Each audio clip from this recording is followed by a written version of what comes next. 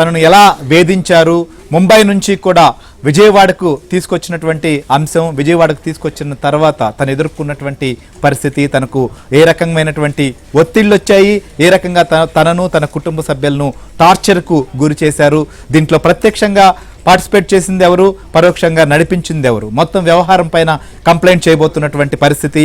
So ఈ కంప్లైంట్తో దీని యొక్క సీరియస్నెస్ను దృష్టిలో ఉంచుకొని ప్రభుత్వం కూడా విచారణ సంబంధించిన అంశం పైన కూడా కొన్ని కీలక నిర్ణయాలు కూడా తీసుకోబోతున్నటువంటి పరిస్థితి మనకు కనిపిస్తుంది. సో కొద్దిసేపటి క్రితమే విజయవాడ సిపి కూడా మాట్లాడారు. మన ప్రతినిధి ప్రసాద్ కూడా మనతో పాటు లైవ్లో సిద్ధంగా ఉన్నారు. ప్రసాద్, చెప్పండి.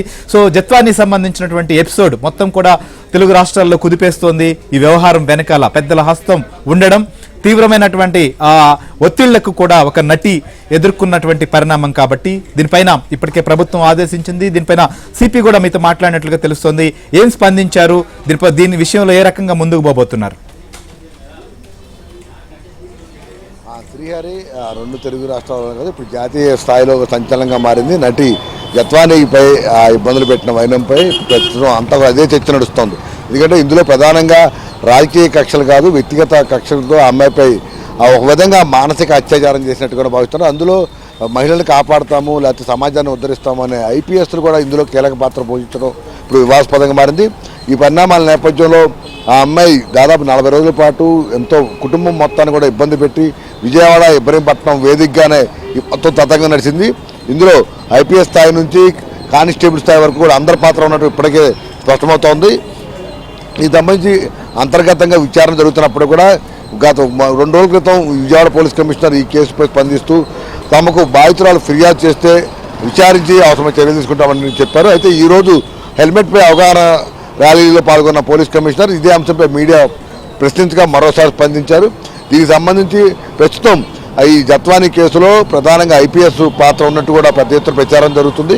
తమకు సమాచారం కూడా దీనిపై ఉందని కూడా చెప్పుకొచ్చారు. అయితే దీనిపై పూర్తి స్థాయిలో విచారణ చేయాల్సి ఉన్న నేపథ్యంలో డీజీపీ ఆదేశాలు ఎలా వస్తే దానికి తగ్గట్టుగా తాము విచారణ చేస్తామని, నిజంగా విచారణలో వారి పాత్ర ఎంతవరకు ఉంది, వారితో పాటు ఎంతమంది సూత్రధారులుగా పాల్గొన్నారో అనే అంశాలపై కూడా ఆ విచారణ పూర్తి చేసిన తర్వాత ఏ విధంగా చర్యలు తీసుకునే అంశాలపై కూడా ఇటు ప్రభుత్వం అటు డీజీపీ ఆదేశాలను తాము పాటిస్తామని, అయితే ప్రస్తుతానికి మాత్రం కేసు విచారణ దశలో ఉన్న నేపథ్యంలో పూర్తిగా ఆ వివరాలు వెల్లడించలేకపోతున్నామని కూడా ఆయన చెప్పడం జరిగింది.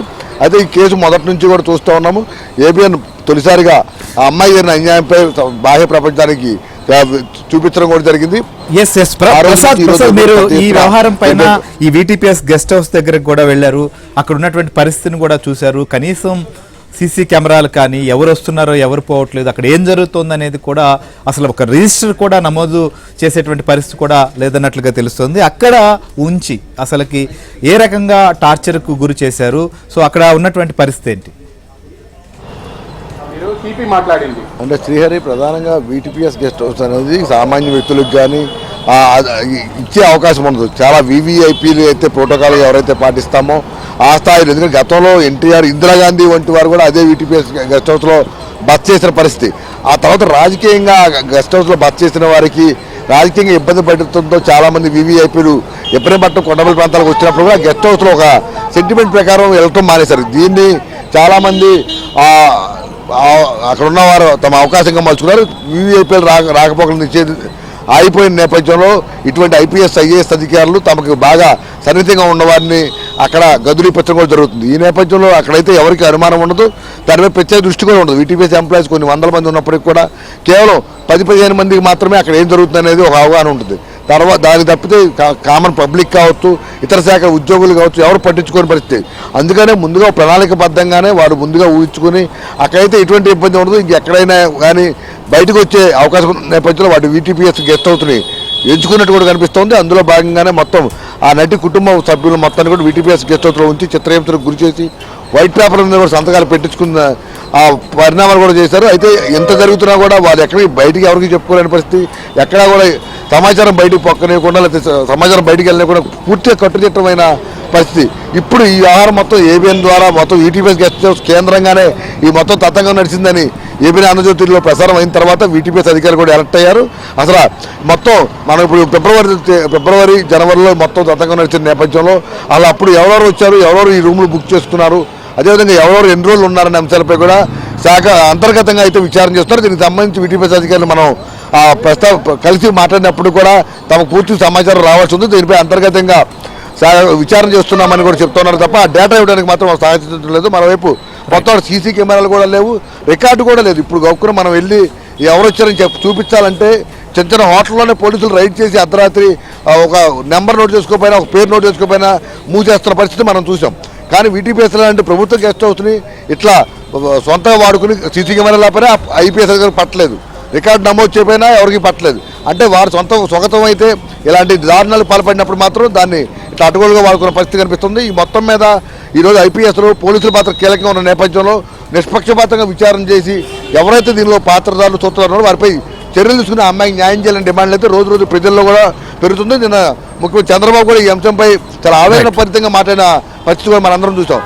ఈ నేపథ్యంలో తప్పకుండా విచారణ ద్వారానే శిక్షించాలనే డిమాండ్లు అయితే పెరుగుతున్నాయి. మరి ప్రభుత్వం ఏ విధంగా స్పందిస్తున్న అంశాలపై కూడా అందరూ ఆసక్తిగా ఎదురు చూస్తున్నారు. శ్రీహరి రైట్, కాదంబరి జత్వాని వ్యవహారం పైన, ముంబై నటికి జరిగినటువంటి అన్యాయం పైన ప్రభుత్వం సీరియస్ అయింది. ఆంధ్రప్రదేశ్ ప్రభుత్వం దీన్ని చాలా సీరియస్గా తీసుకుని విచారణకు ఆదేశించినటువంటి పరిస్థితి.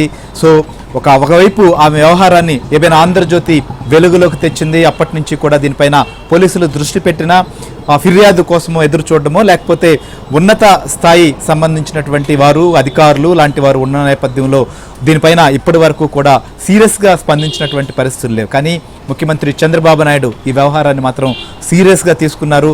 గతంలో మనం చూసాం, మహిళలకు సంబంధించినటువంటి భద్రత పైన దేశంలో ఎక్కడా లేని విధంగా తాము చర్యలు తీసుకుంటున్నాం, ప్రత్యేకమైనటువంటి పోలీస్ స్టేషన్లు ఏర్పాటు చేస్తున్నాం, మొబైల్ని అలా కదిపితే కూడా వారు ఎక్కడున్నారో తెలుసుకొని వారికి రక్షణ కల్పించే బాధ్యత మాది అని చెప్పి